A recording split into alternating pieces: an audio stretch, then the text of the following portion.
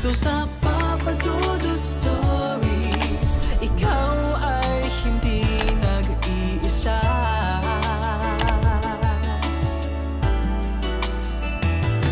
Dito sa Papa Dudut Stories, may nagmamahal sa'yo. Papa Dudut Stories,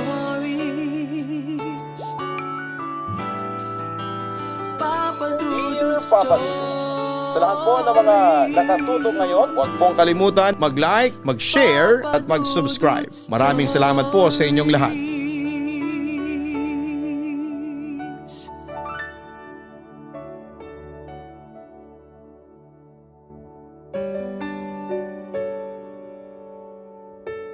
Ang pagmamahal ay hindi agad kumukupas gaya ng isang larawang niluma ng panahon. Higit din sa larawan ang mga alaalang nabuo na mananatiling bago sa tuwing ito ay sasariwain. Tara na't maiyak at kiligin sa kwento ng ating letter sender ngayong gabi. Dear Papa Dudut, kumusta po kayo? Ako po si Ria, taga Quezon Province. Narito po ako upang tulungan ang aking lola Imelia, 75 taong gulang na. Naibahagi ang kanyang kwentong pag-ibig sa inyong programa. Ngayon pa lamang po ay nagpapasalamat na ako kung sakaling eto man ay mabasa ninyo. Sana rin ay magustuhan ito ng inyong mga tagapakinig at may mapulot silang aral mula sa kwentong ito. Hindi lamang sa buhay kundi pati na rin sa larangan ng pag-ibig. Humihingi rin ako ng pasensya ngayon dahil hindi ako gaanong kagaling magkwento. Ngunit sinikap kong isulat ito ng maayos sa abot ng aking makakaya. Ang kwento pong inyong mapapakinggan ay nakabase sa pagsasalaysay ni Lola Emilia.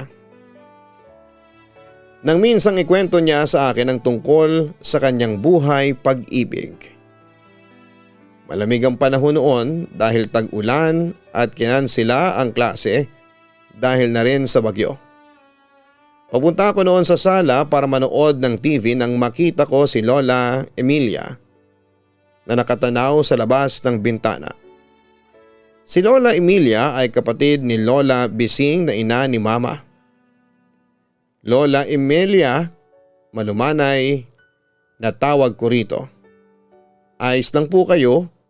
Tanong ko pa sabay ngiti. Oo iha, salamat.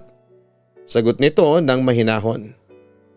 Mababanaag mo ang katandaan sa kanyang boses dahil na rin sa mga kabagalan nitong pagsasalita. Nang mga oras na yon, naisip kong baka may masakit sa katawan nito at hindi lang nagsasabi.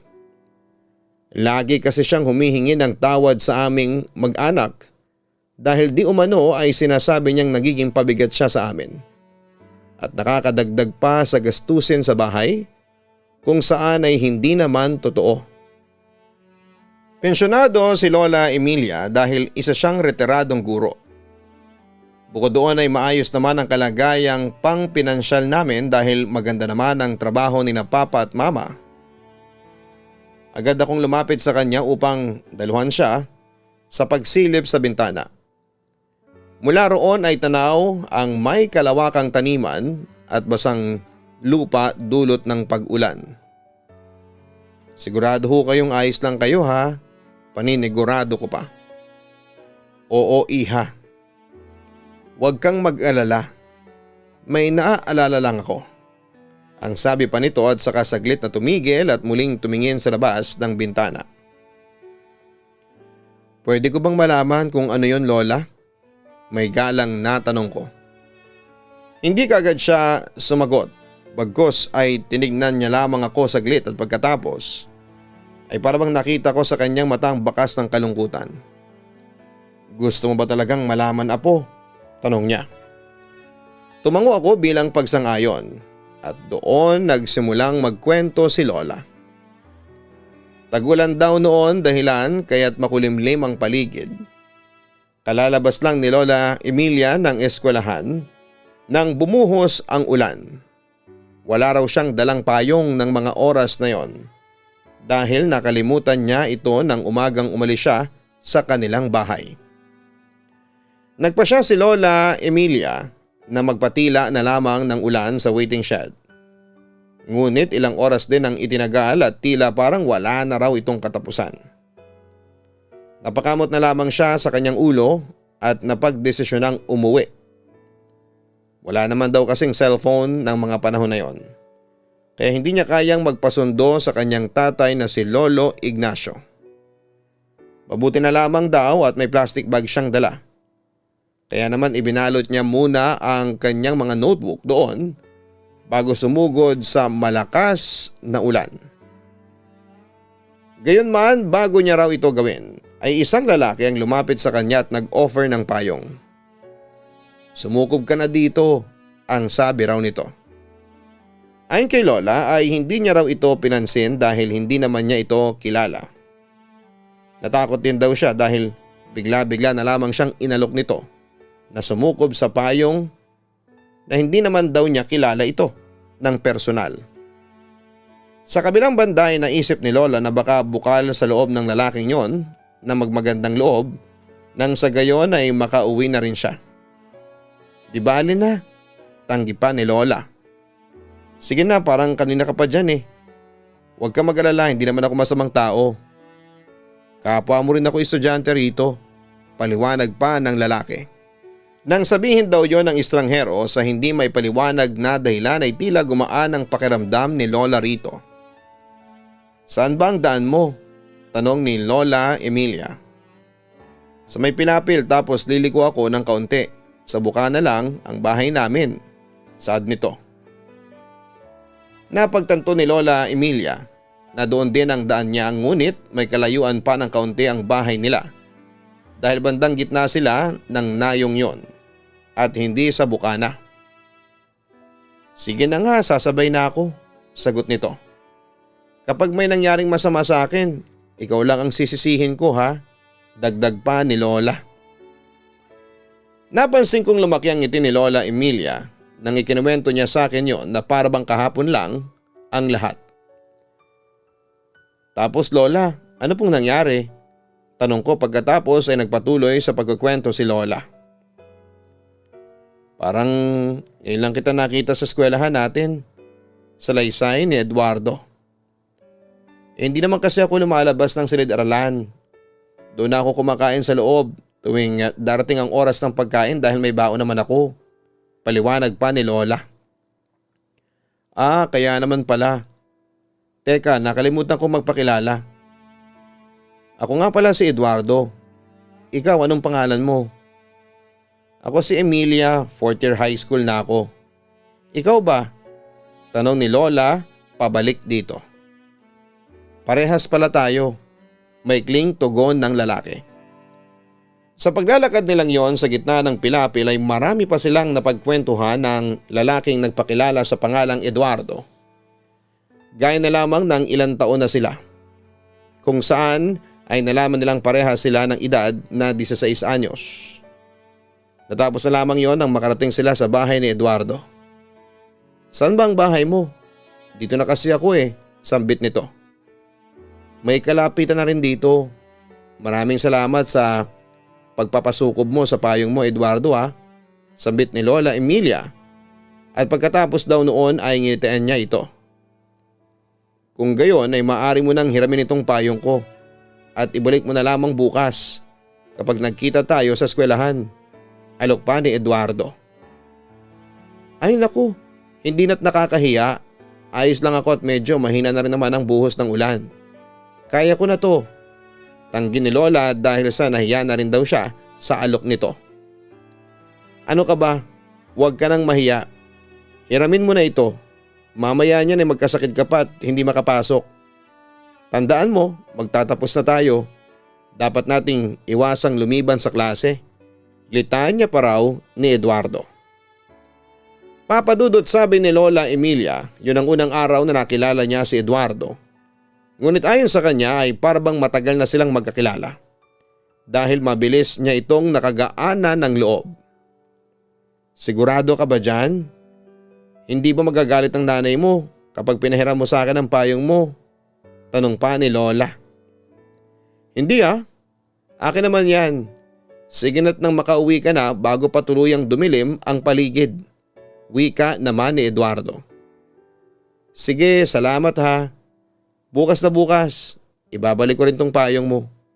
Magkita ulit tayo bukas sa tarangkahan ng eskwelahan bago mag-uwian. Huling sinambit ni Lola bago siya tuluyang umuwi. Papa Dudut, sabi nga ni Lola Emilia, gaya ng napag-usapan nila ni Eduardo, ay nagkita ulit sila sa labas ng eskwelahan ng sumunod na araw bago mag-uwian para maibalik niya ang payong nito. Nagbigay din si Lola ng isang supot ng manggang kalabaw na nakuha rin niya sa kanilang taniman bilang pasasalamat kay Eduardo.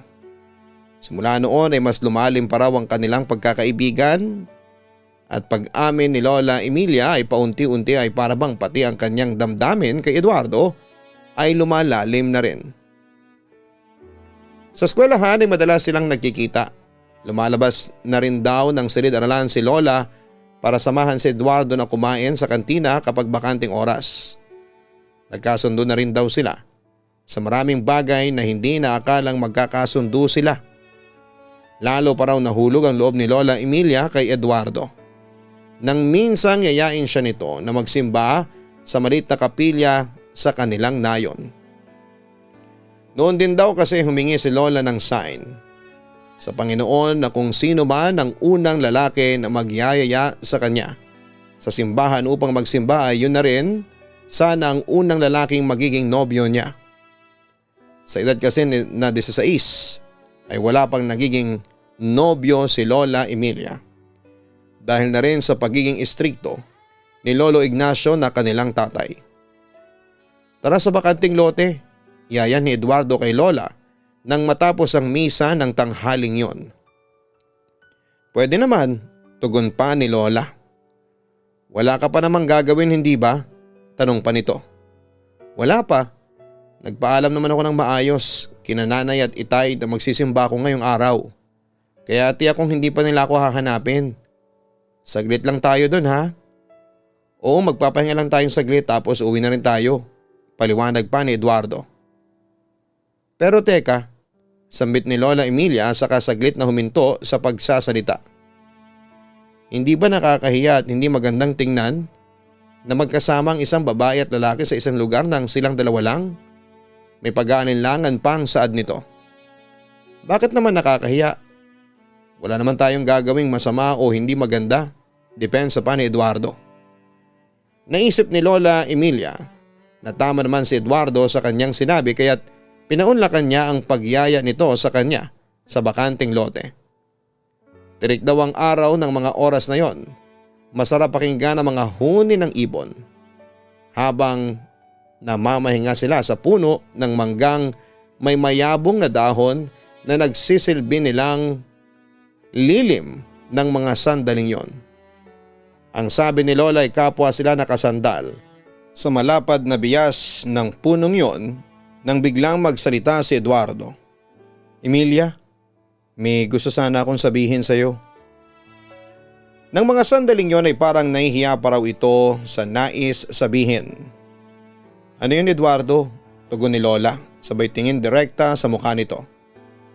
Hindi raw kaagad sumagot si Eduardo sa tugon ni Lola kaya't lalo siyang napaisip sa nais nitong sabihin.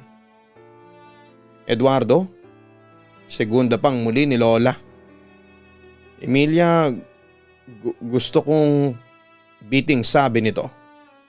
Gusto mong ano? Muling tanong daw ni Lola Emilia na tila naiinip na sa nais sabihin nito. Gusto ko sanang sabihin sa iyo na gusto kita. Nauutal at hindi raw makatitig ng diretsyo si Eduardo kay Lola Emilia nang sabihin niya ang mga katagang ito.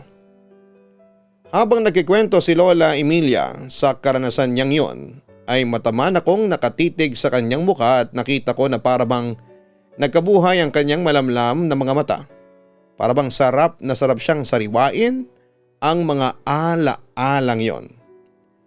Alam mo ba, Ria Apo? Kilig na kilig ako ng mga oras na yon. Sambit pa ni Lola at saka siya muling nagpatuloy sa pagkukwento.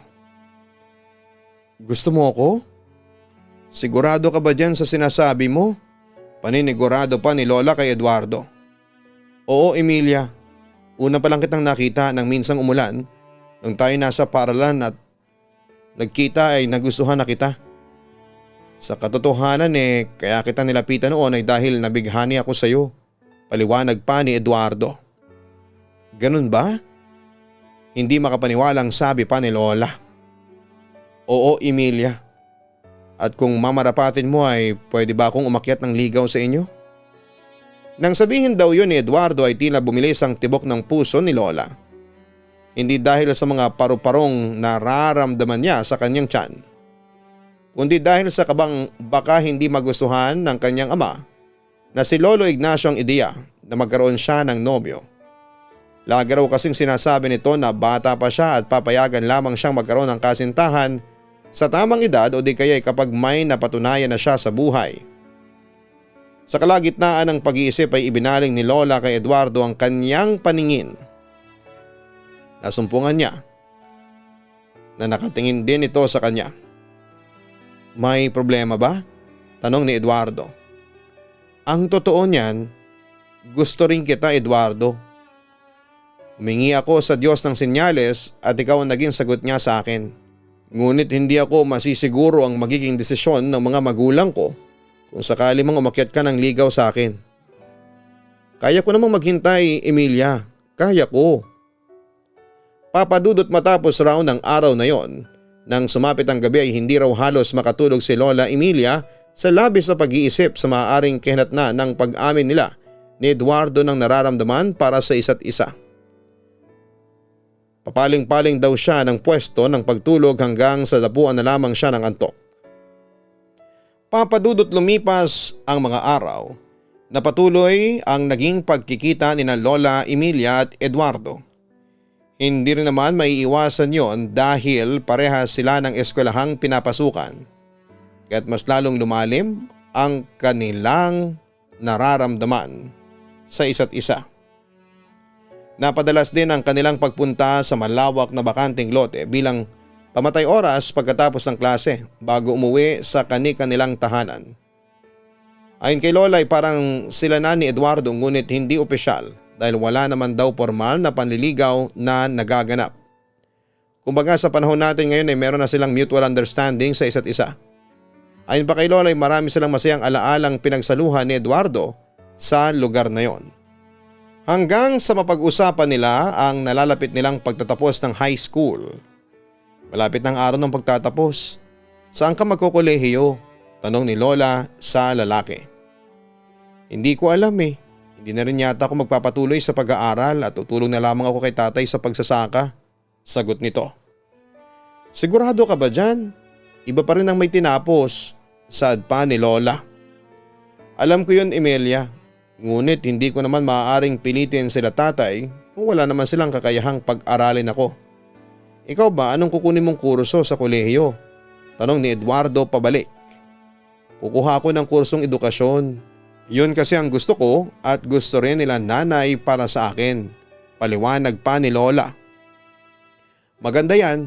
Nang sa gayon ay maging maganda rin ang buhay mo. Nang sabihin daw yun ni Eduardo ay tila naging malungkot ang tono nito.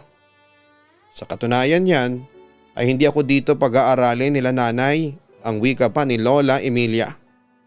Ha? Saan? Gulat na tanong nito. Sa probinsya ng Quezon. Nandun kasi ang kapatid ni nanay na guro din, si Tia Cecil. Ibig sabihin ay malalayo ka sa akin, Emilia? Ang sabi pa nito.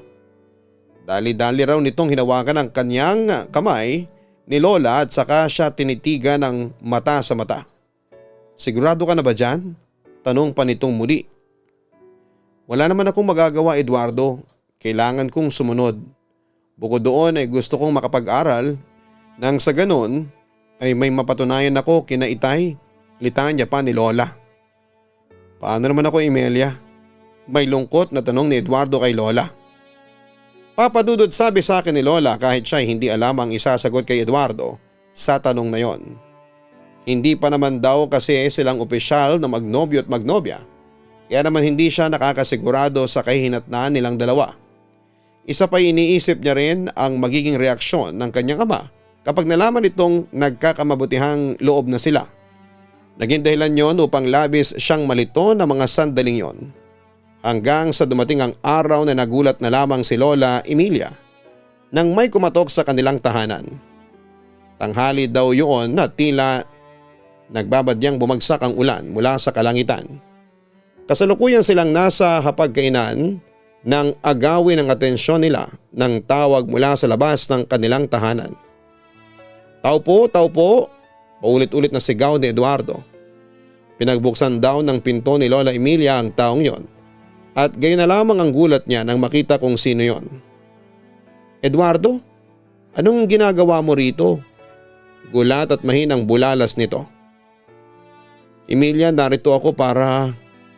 Naputo lang sasabihin ito nang biglang tumayo si Lolo Ignacio mula sa hapagkainan.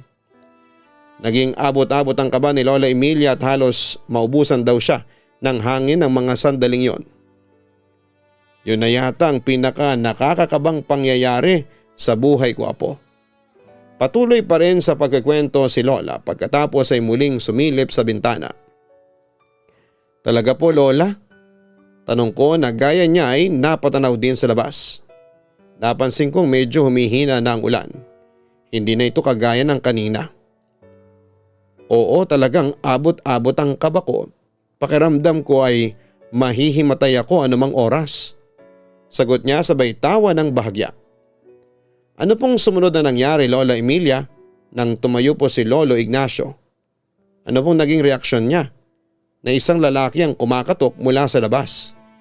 Sunod-sunod kong tanong at muling nagpatuloy si Lola sa pagkakwento. Anak, sino yan?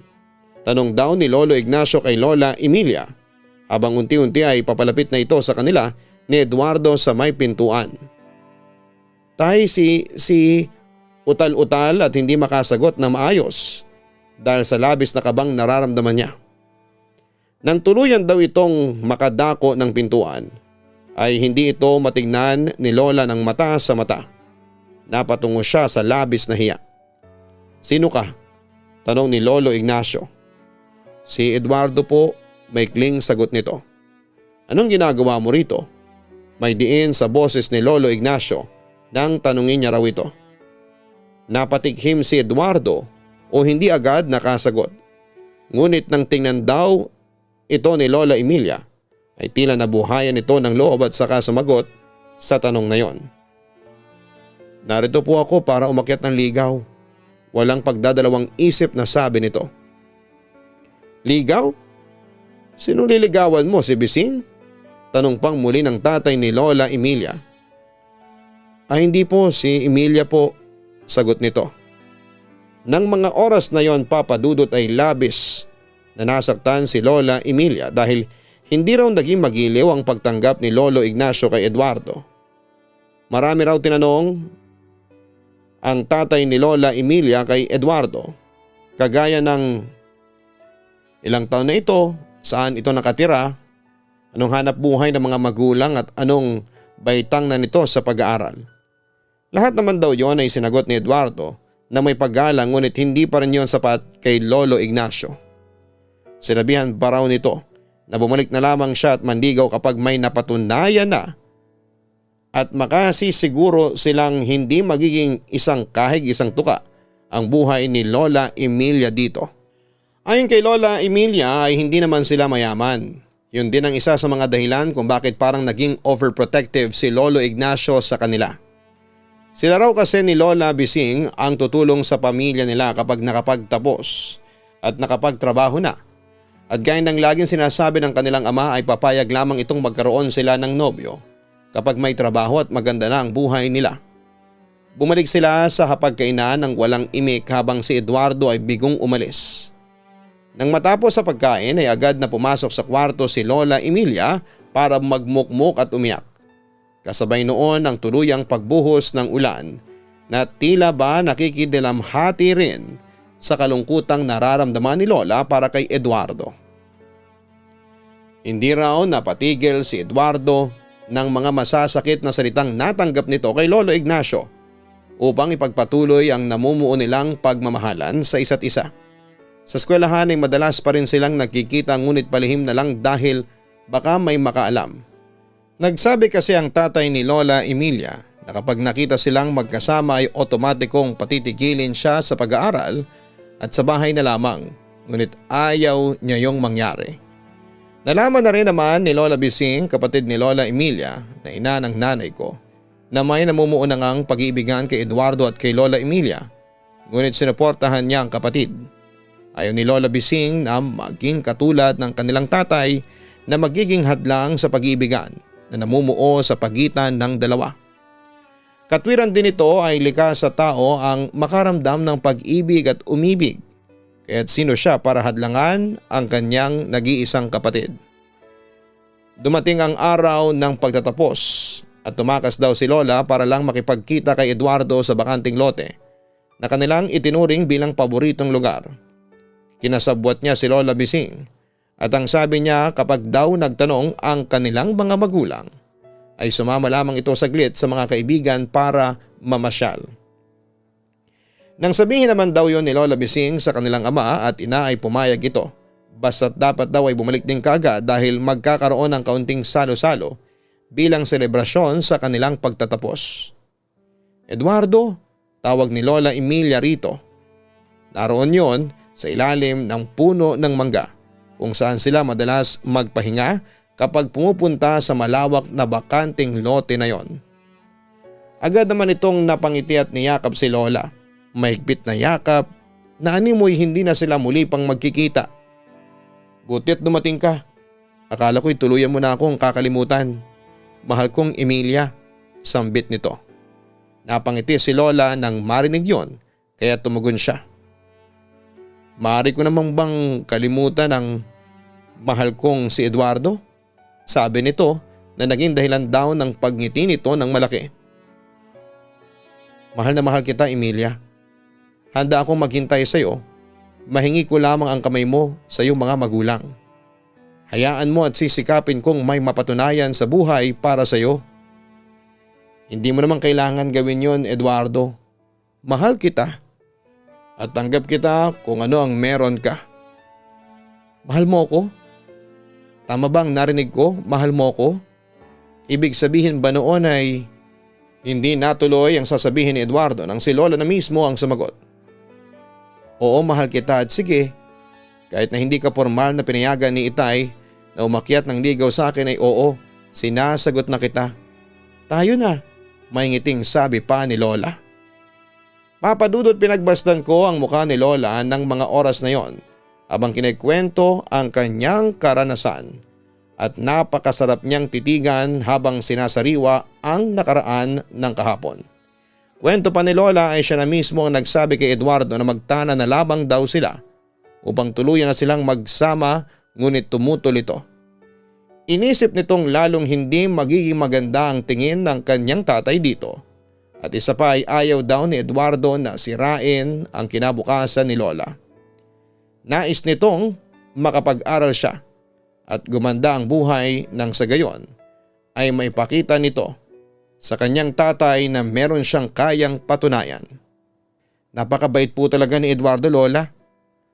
Kung sa ibang lalaki yon ay baka sinunggaban na yung offer ninyo na makipagtanan. At saka ibig sabihin po ay naging kayo ng hindi alam ng inyong inay at itay? Paano po yun? Makuryosidad kong tanong. Oo, Ria, apo. Mahirap, napakahirap dahil tago ang naging relasyon namin. Tutuntong pa lang kasi ako noon sa kolehiyo. At muling nagpatuloy si Lola Emilia sa pagkukwento. Salamat, Emilia, mahal na mahal kita, salamat.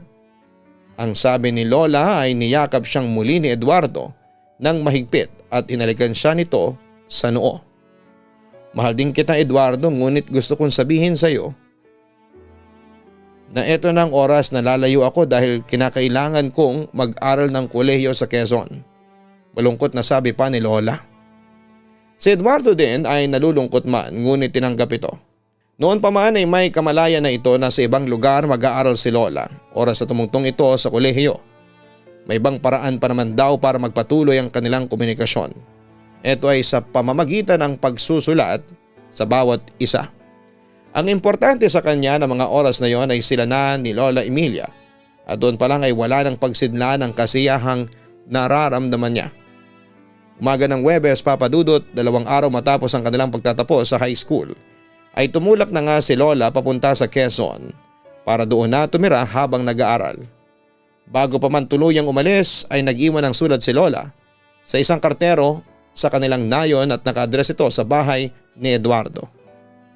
Natanggap naman yon ng lalaki at nakasaad sa sulat na yon na nakalis na si Lola patungo sa Quezon at panalangin niya na lagi mag-iingat si Eduardo. Sa ganung paraan ay nagpatuloy ang komunikasyon nila Papa Dudut ayon kay Lola Emilia. Ang mahirap lang noon ay ilang araw o minsan ngaraw ay linggo pa bago dumating ang liham at may kamahalan din ang pagpapadala ng liham. Gayunman ay gumagaan daw ang loob ni Lola sa tuwing makakatanggap siya ng liham dito dahil may kalakip yung larawan at palaging ipinapadama ni Eduardo kahit nasa sulat lamang na mahal niya si Lola Emilia. Ngunit dumating ang araw na naging dahilan ng pagguho ng mundo ni Lola Emilia mula sa sulat na natanggap niya. Hindi si Eduardo ang nagpadala nito kundi ang magulang nito. Nakasaad sa sulat na malubhang naging karamdaman ni Eduardo. Dahil sa labis na kasipagan nito sa pagtatrabaho ay nakakuha ito ng pulmonya. Humina ang baga ng lalaki at binigyan ng taning ng doktor dahil na rin sa komplikasyon. Sabi ni Lola ay sobra siyang nabalisa ng mga oras na yon. Wala rin siyang magawa kundi ang umiyak at mag-alala. Hindi siya nakauwi ng kanilang nayon hanggang sa huling sandali ni Eduardo sa mundo. Wala rin kasi siyang sapat na pera na pamasahe dahil pinag-aaral lang siya ng kanyang tiyahin at ang ipinapadala ng kanyang mga magulang ay sapat lang sa gastusin sa eskwelahan. Makalipas nga ang ilang panglinggo ay nakatanggap muli ng sulat si Lola na nagsasabing wala na si Eduardo. Ganon lang daw kadali Papa Dudut. Para bang sa isang pitik ng daliri na wala na lamang ito. Nakasaad din sa sulat na natanggap ni Lola ay walang ibang bukang bibig si Eduardo hanggang sa huling hininga nito kundi ang pagmamahal niya kay Lola Emilia. Sobrang lungkot ko nun, Ria Apo. Hindi ko alam ang gagawin ko. Gusto ko na lang ding mawala dahil parang nawalan na rin naman ako ng isa sa mga dahilan para mabuhay. Nang sabihin niyo ni Lola ay lumanda sa mga luha sa kanyang mga mata hanggang sa kulubot niyang mga pisngi. Hindi ko rin namalayang napapayak na rin ako sa pakikinig sa kanya Papa Dudut. Maring hindi ganun kalaki ang impact ng kalungkutang yon sa akin pero kay Lola natitiyak kong parang winawasak ang puso niya dahil sa pangyayaring yon. Wala akong ibang minahal kundi si Eduardo Apo. Hindi na rin ako nagmahal ng iba mula nung nawala siya. Dahil sa palagay ko'y hindi na ako makakatagpo pa ng lalaking kagaya niya. Siya lang ang mamahalin ko Apo, siya lang. Litanya ni Lola. Ibig sabihin po Lola hanggang sa mawala si Eduardo ay walang nakaalam na naging magnobyo at magnobya kayo? Oo Apo, at yun ang isa sa mga pinagsisisihan ko. Hindi ko man lang naipagmalaki sa mundo kung gaano kabait na tao si Eduardo at kung gaano ko siya kamahal. Sagot nito. Nabanggit din ni Lola Emilia Papa Dudut na noong nakapagtapos siya ng pag-aaral at nakapagtrabaho sa pampublikong paaralan ay binisita niya ang puntod ni Eduardo at inalayan niya ng mataimtim na pagdarasal. Kasabay noon ay ang pagbibigay niya rito ng bulaklak at pagtirik ng kandila. Dama ko ang labis na pagmamahal ni Lola kay Eduardo Papa Dudut at ganoon din si Eduardo kay Lola. Siguro kung nabubuhay ng matagal ang lalaking minahal ni Lola ay tiyak na masaya na ang pamilya nila ngayon at may mga anak na mag-aalaga sa kanya. Ganoon man, nandito naman kami para alagaan si Lola Emilia. Nandito kaming magkakapatid para gabayan siya sa mga huling sandali niya rito sa mundo. O sige na Apot, naabala pa kita. Pasensya ka na't nakapagkwento si Lola mo ha. Sadyang nagunita ko lang ang alaalang yon tuwing tag-ulan. Dahil ng mga panahong yon Yun ang una kaming nagkakilala. Ano po ba kayo Lola? Hindi po kayo abala. Ang totoo nga sobra po akong nalungkot at kinilig sa kwento ninyo. Sige po magpahinga muna kayo. Tawagin nyo na lamang po ako kapag kailangan nyo ako ha. Paalam ko at tuluyan ang pumunta ng sala upang manood ng palabas sa TV. Sa ngayon ay ayos naman po si Lola at malusog siya. Paminsan-minsan ay nakikita kong nakatanaw siya sa bintana at parang malalim ang iniisip ngunit hinayaan ko na lamang siya. Dahil sa tingin ko ay ginugunita lamang niya ang mga alaalang nagpasaya sa kanya noon.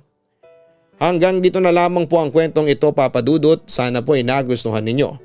At ng inyong mga tagapakinig, sana rin po ay patuloy po kayong pagpalain ng may kapal at marami pa kayong kwentong mabasa. Lubos na gumagalang, Ria. Tunay nga ang kasabihang na habang buhay ang isang tao ay ipadama mo ang iyong pagmamahal dahil oras na mawala ito ay hindi na natin pa maaaring gawin yon. Tandaan na laging nasa huli ang pagsisisi kaya hanggat kaya natin gawin ang isang bagay para sa isang tao ay gawin natin ito. Hangad ko na nasa mabuting kalagayan lagi ang Lola Emilia Moria at sana rin ay pagpalain kayo ng buong may kapal. Ito ang inyong si Papa Dudut. Huwag kalimutan na mag-like, mag-share at mag-subscribe. Hanapin din po ang Kaistorya YouTube channel. Para sa majority pong storya dyan ay mga horror. At ganoon din po ang Papa Dudut Family YouTube channel. Lahat po ng mga link niyan ay makikita sa main channel na ito. Maraming salamat po sa inyong lahat.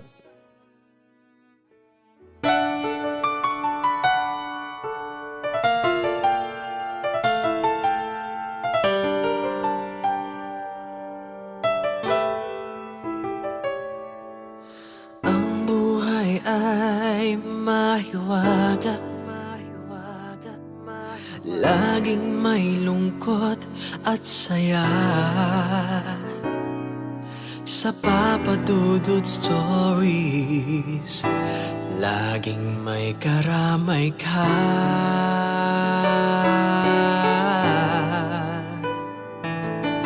Mga problemang kaibigan,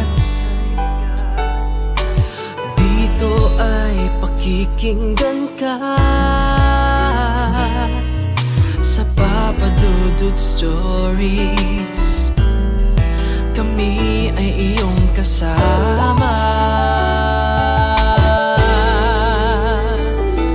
Dito sa Papa Dudut Stories, ikaw ay hindi nag-iisa.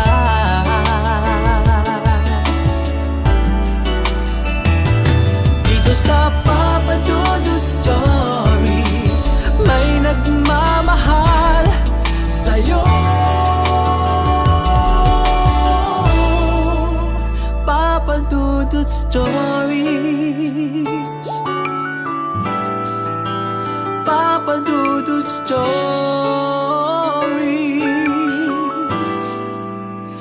Papa Dudut Stories.